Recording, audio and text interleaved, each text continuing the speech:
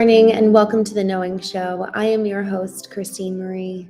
Y'all, we are on day 74 in the year. So happy 74th day. Y'all, this is our reminder this morning to take stock of our day, to live with intention, and also to remember that we get to be, if we choose, to be in the driver's seat of our lives and to not let this life happen to us, but to really take power back in so many ways, to take agency over our lives. And so this is why we gather every single morning, regardless of the day, and we jump on here and we just remind ourselves of what's true, what's more true than what the rest of the world has to say. So we're going to start with just a quick review of some of the previous lessons, and then we'll dive into today's lesson itself. Lesson 40, I am blessed as a son of God. Lesson 41, God goes with me wherever I go. Lesson 42, God is my strength. Vision is his gift. Lesson 43, God is my source. I cannot see apart from him. Lesson 44, God is a light in which I see. Lesson 45, God is the mind with which I think. Lesson 46, God is the love in which I forgive. Lesson 47, God is the strength in which I trust. Lesson 48, there is nothing to fear. Lesson 49, God's voice speaks to me all through the day. Lesson 50, I am sustained by the love of God. Lesson 61, I am the light of the world.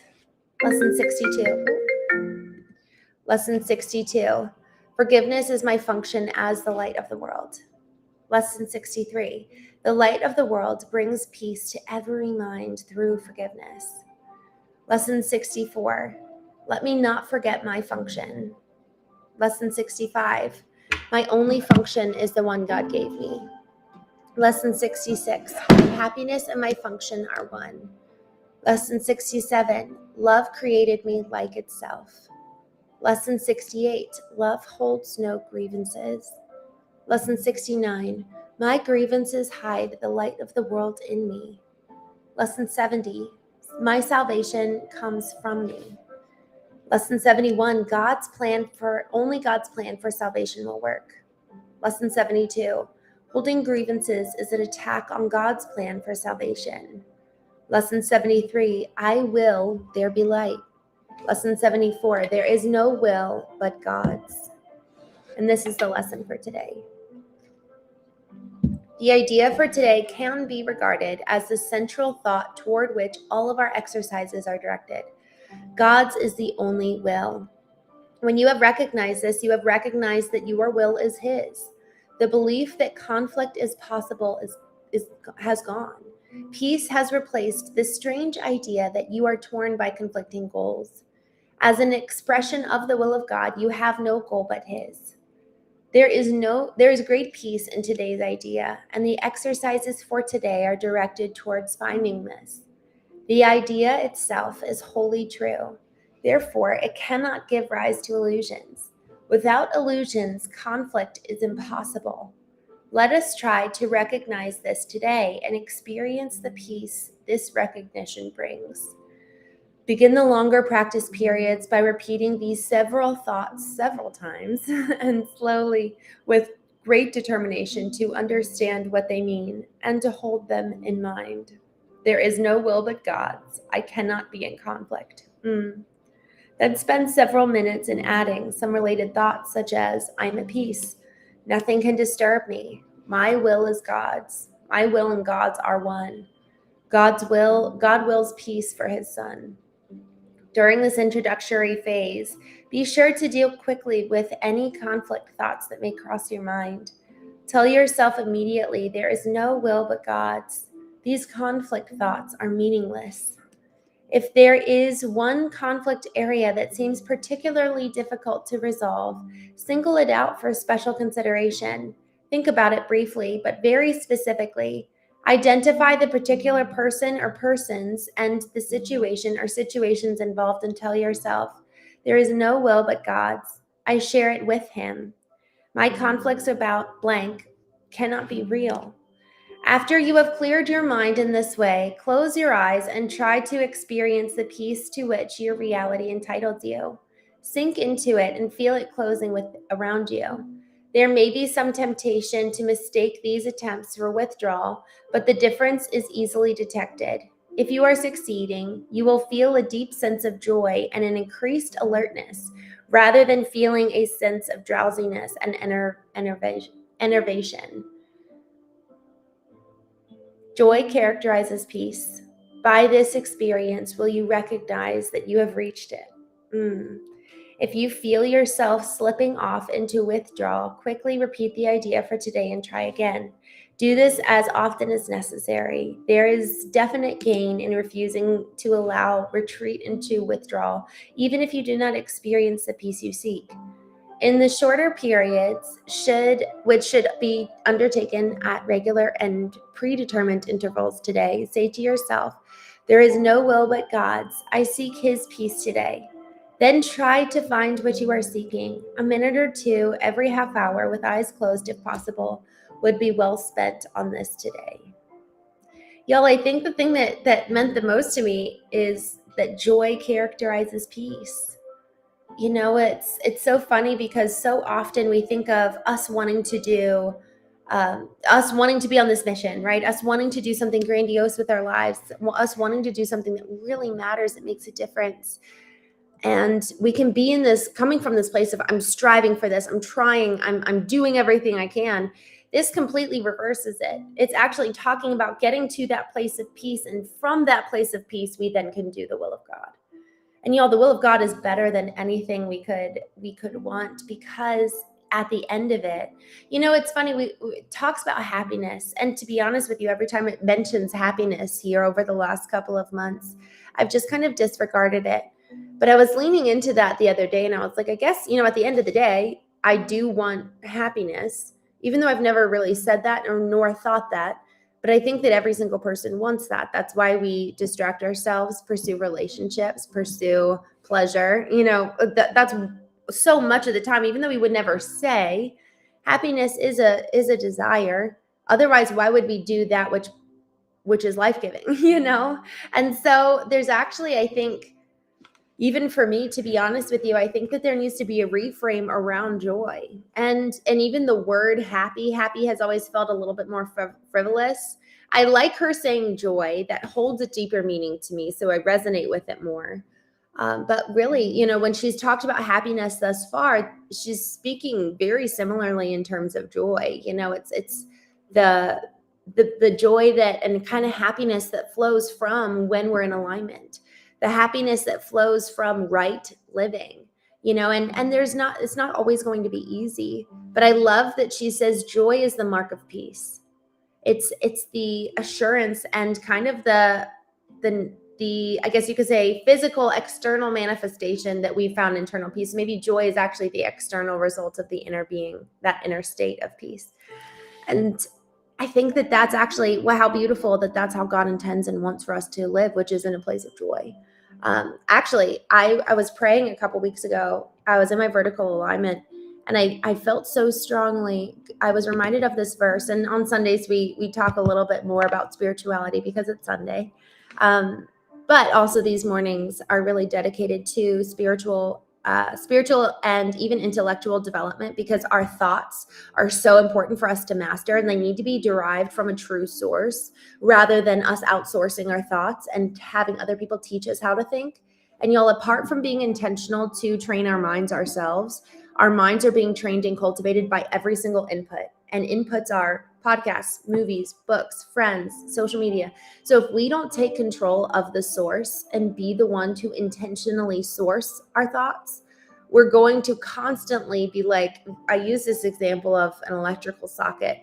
We're going to be constantly looking for a new outlet for us to plug ourselves into, because we're not able to be internally sourced. So this is partially where the importance lies, is being able to be self-sourced, having our source come from the divine himself, rather than be looking externally in the physical world, because we will always be left empty and disappointed if we're looking at it in that regard. But to that area of joy is the hallmark of peace. That so often is actually what exudes from us. Somebody who's peaceful, what are the physical marks of peace? Joy. And so I love that concept, and I for me, growing up the way that I did, there was actually a pride in martyrdom, in a sense of like, oh, I'm miserable. Aren't I so honoring of God? Like it was such the opposite, And so God, I was in my vertical alignment the other week, and I was reminded of this verse where it says, "One thing I have asked, that I may dwell in the presence of the Lord all the days of my life." And there's so much joy talked about in that concept. One thing. And y'all, it's interesting if you were to think of what's the one thing, what is the one thing that God has for us the most, that he wants for us the most? And what is when we think about what's the one thing, it's like, okay, what's the one state internally? And then what's the manifestation of that? And so I think it's easy to say love. Okay, so what's the hallmark of love? How do I know I'm in love? And if we want to answer that question, Jesus said, "You shall know that you love me by how you love your brother." You shall know you're my disciples by how you love. And so I love that she says joy is a hallmark of peace. And there's even this concept, and I'm kind of brainstorming with you all this morning, which I'm excited to jump into the chat and take a look at what you guys think about this. But, the fruit of, shall know a tree by its fruit. So the fruit of God living, activating, operating inside of us, when we really have love literally alive in us, the fruits of that are love, joy, peace, patience, kindness, goodness, faithfulness, gentleness, and self-control. There's 8 different fruits of the presence of God living in us. So if we want to know, am I actually having God living in me and acting in me and alive in me? Look for those 8 fruits. And those would probably be even good ones to memorize or put somewhere in our house. I had, when I wrote my eulogy, I wrote down who I wanted to be in so many ways, and also as a result of doing the knowing framework. So I really leaned into, who do I want to be? What's the new target? I'm moving away from this and I'm moving towards this. Because we have to replace the old. If we're going to uproot something in our life that's actually been a staple of what we believed in, hoped for, strived for, motivated us, we need to replace it. Otherwise, we're kind of left empty. And so we need to replace it. So replacing the old with the new. And what I ended up doing was, okay, I want to be this person. And I ended up kind of reframing it to say, okay, I get to choose to be this person. I am vulnerable. I am brave. And I wrote down all of these I want statements to be I am statements, and just declaring them over myself, because I get to choose, right? I get to choose what's true in so many ways of like, okay, I get to choose. We talk about this a lot, the power of choice. Between stimulus and response is choice. So I get to choose the old narrative, or I get to choose the new narrative. And I get to choose a narrative that aligns with God and his presence and his will and who he says that I am. Or I get to choose a narrative that aligns with the past pain that I've had, the past wounds, what they said. And I get to choose. And ultimately, what we declare over us is what ends up being true about us in so many ways. And I'm saying true as in our experience, our material experiences, and everyone else's material experience about us as well. So this concept of what are you going to choose that to be true about you and about your life is so important. And so one of the things that we get to consider of, okay, I am these things, we get to choose these desired outcomes, which is love, joy, peace, patience, kindness, goodness, faithfulness, gentleness, self-control. There's 9 of them. I think I said 8 before. There's 9 different fruits that, man, if I am good inside, that's a healthy and well, those 9 character qualities are going to be what come out of me. So if that's not what's coming out of me, let me actually go analyze my internal state. So it's almost like a self-evaluation we don't have to go search other people's opinion about how to do this. It's okay, are those 9 fruits coming out of you? Are those 9 fruits qualities in your life? And are those consistently coming forth? And are people experiencing a consistent, reliable you when they interact with you? What is the fruit of your life? And so with that, I'm going to go ahead and jump here in the chat. Aaron, good morning. Stacy, Dustin, Gino, good morning. Mr. Bendover, Warles, hello. Rude Thing, hello. Pruth, that's a funny handle. Proco, good morning, Proco. I don't know who that is, but I'll look into that. Sajad, hello. Spaghetti and Spaghetti, hello. Just looking through. Lava Turtle, hello. Thanks for joining. The Jim Fisher, Razor, Winston, Aaron, good morning. Blazer, thank you, Josh. I'm grateful for you. SW, there's a spider behind you. I don't think so. Bama, Galatians 6:22, I believe is the source. Fruitage of the Spirit. Yeah, absolutely. Oh no, Justin says this chat is disgusting. How can you all behave this way while she talks like this? Oh, all right, y'all, just so you know, since Justin, I just saw that, we're actually going to start. I was going to leave the Knowing podcast on where anybody could chat. But honestly, if it's really getting this bad, then I'm just going to turn off. I'm going to turn off the chat. Or what I'm going to do is on Christene Marie _knowing, that's where people can chat freely. I'm just going to make it so that you have to like be a part of the Knowing community in order to chat. And if people are in the Knowing community and being rude and disgusting, we'll just say, love you, bye. Because honestly, y'all, I want this place, when I think about my goals for Knowing, I want it to be somewhere that's actually really safe for us to be able to be real, to be able to expose ourselves and the vulnerability that comes with the past.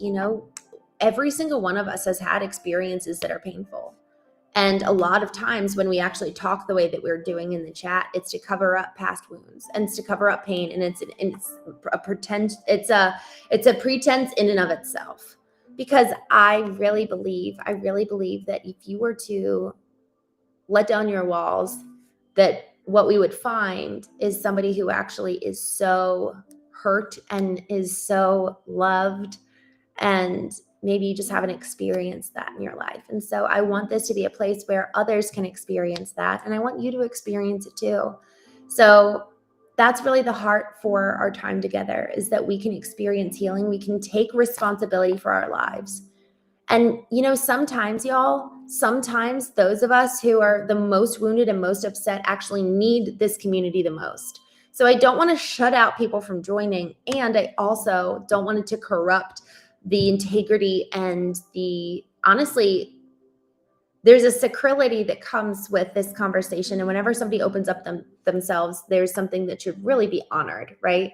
So I don't want to disrupt or corrode the sacrility of these conversations, because we've gotten really deep sometimes. We've talked about death. We've talked about grief. We've talked about loss. We've talked about some really heavy things in the chat. So I want to honor that. And so last night was the first night where we didn't go live on the Knowing podcast, but we went live just on Christene Marie _knowing. And the conversation was really, really wonderful. So I'm going to drop that here in the chat. If any of you want to move over there, that's where we'll be going live in the evenings. And I'll see what I can do with the chat on the Knowing podcast. I think that Rude Thing says we need this. Y'all, we need each other. We really, really need each other. And, we need to remember, we need to be called higher.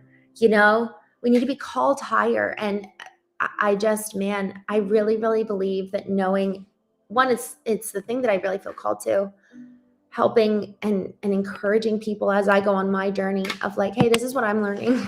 This is really how I'm changing and how I need to grow and how I need to heal, and hearing from other people, like how they need to heal and how they need to grow and what's working for them.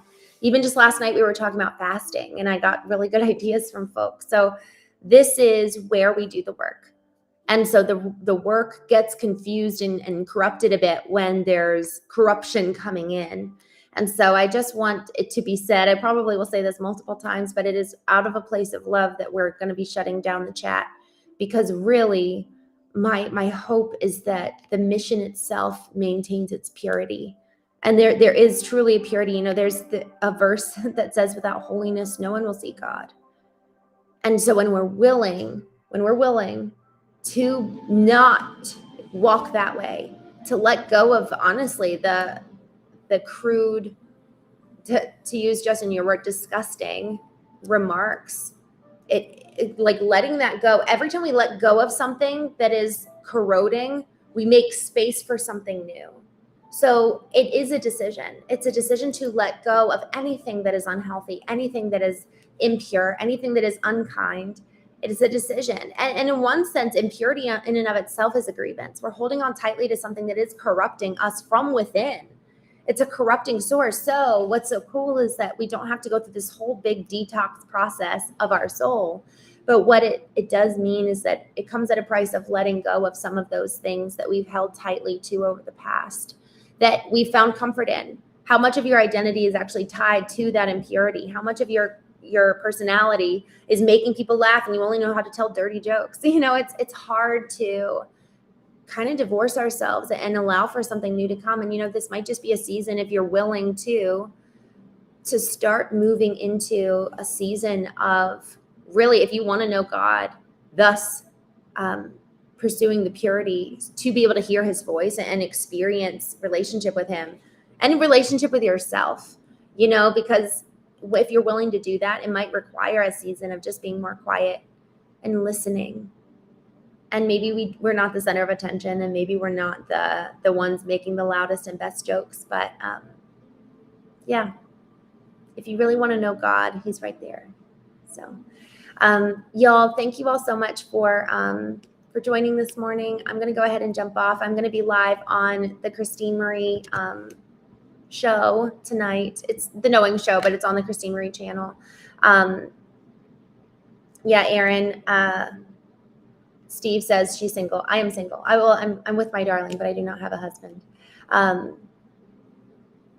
Aladdin says it's easy to be aware of God. Just use your brain and use your spirit and use your soul and use your physical body. Orient your entire self towards him. So, all right, y'all. Thank you so much for joining. I'm going to be live on Christene Marie _knowing tonight at 8:30 p.m. Eastern. We'll be live again tomorrow morning, but I'm going to figure out the chat because I think it is getting, actually, I haven't even gone back and looked at it this morning, and I'm not going to, because I don't like feeding myself with whatever was happening earlier. So, all right, y'all, have a wonderful, wonderful day. Thank you for joining. And Spaghetti, I'm just going to put you on timeout because we just don't talk like that, I want our words. And this is because it's the channel that I started. I can put in some rules, but I just encourage you guys, for those of you who never come back again, who do you want to be? What is your highest and best self? And what would it look like if you actually really believed that you could do something great with your life? I really, really believe that every single one of us is here for a reason, to accomplish something great. And greatness is defined by so many different mediums. But man, do you have a reason for your life? And don't lower your standard. Don't lower your expectation. Really allow yourself to dream again.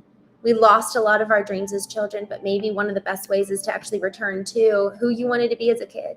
Who did you want to be?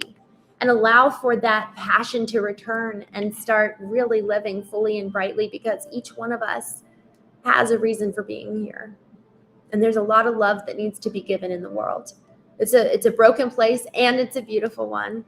But man, how much more powerful could your presence be in the world if you were to alchemize your past and your pain for good? So with that, thank you all so much for joining. I will see you tonight at 8:30 p.m. Eastern.